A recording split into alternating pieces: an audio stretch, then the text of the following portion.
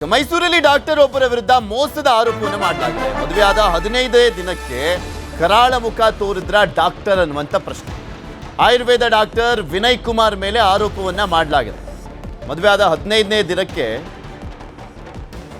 ತಮ್ಮ ಕರಾಳ ಮುಖವನ್ನ ತೋರಿಸಿದ್ದಾರಾ ಆಯುರ್ವೇದ ಡಾಕ್ಟರ್ ವಿನಯ್ ಕುಮಾರ್ ಮೇಲೆ ಆರೋಪ ಮಾಡಲಾಗಿದೆ.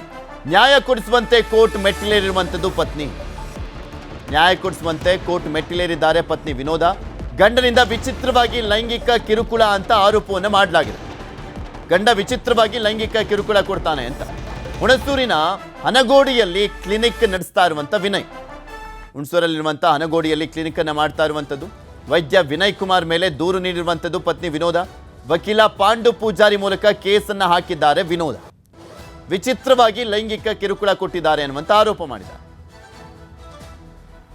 ಈ ಹಿಂದೆ ಡಾಕ್ಟರ್ಗೆ ಮೋಸ ಮಾಡಿದ್ರಂತೆ doctor Vinay.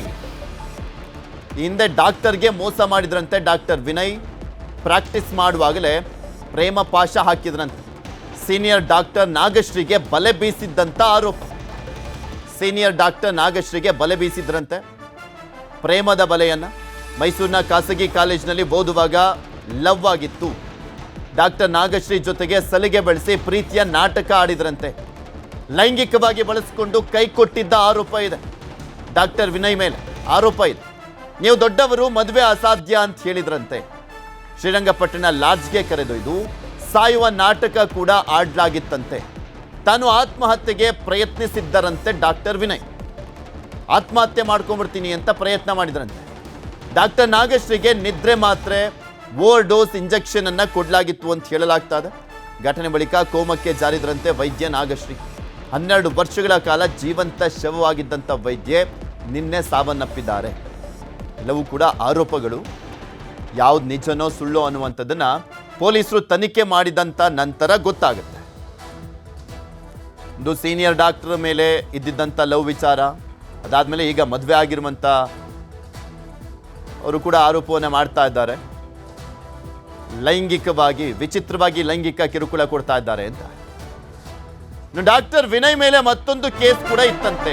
Chartered accountant Gautami ಅನ್ನೋರಿಗೂ ಕೂಡ ಮೋಸವನ್ನ ಮಾಡಿದ್ರಂತೆ.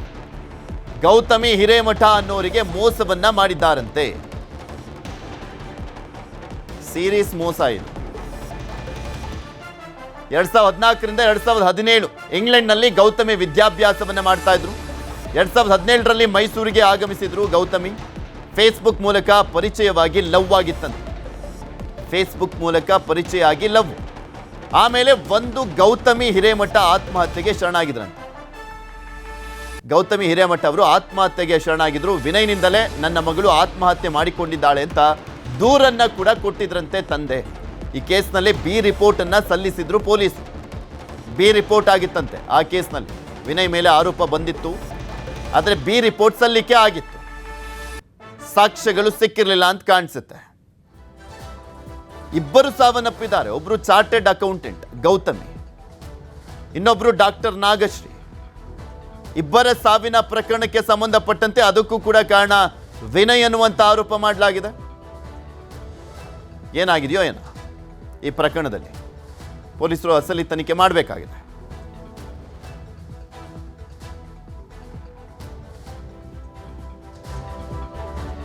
ಆಲ್ರೆಡಿ ದಾಖಲಾಗಿದ್ದು ಮೇಲಿಟ್ಕೊಂಡು ಬಂತು. ಆದರೆ ಆ ಪ್ರಕರಣದಲ್ಲಿ ಸಾಕ್ಷ್ಯಾಧಾರಗಳ ಕೊರತೆಯಿಂದ ಆತ ಬಿಡುಗಡೆ ಹೊಂದಿರ್ತಾನೆ. ಅದಾದ ನಂತರ ಹುಣಸೂರಿನ ಹನಗೋಡು ಗ್ರಾಮ ಪಕ್ಕದ ಒಂದು ಹಳ್ಳಿ ಇರ್ತಕ್ಕಂಥ ಒಂದಲ್ಲಿ ವಿನೋದ ಅನ್ನೋ ಹುಡುಗಿನ ಮದುವೆ ಆಗ್ತಾರೆ ಸರ್.